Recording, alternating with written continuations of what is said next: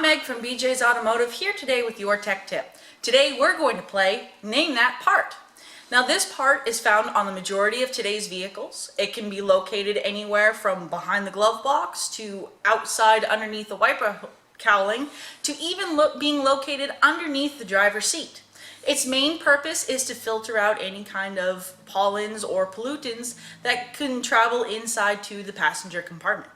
Any guesses? If you had said your cabin air filter, you would be correct. Your cabin air filter should be checked every time you have your oil changed to see how dirty it is getting. Ideally, it should be changed every 15 to 20,000 miles depending on the conditions that you drive through, whether it's really dusty or dirty roads that you travel on more often. If you have any questions about your cabin air filter or having a hard time locating it, give us a call. We can get you that information and even get you the new filter. That's your tech tip for today. Stay tuned for next week.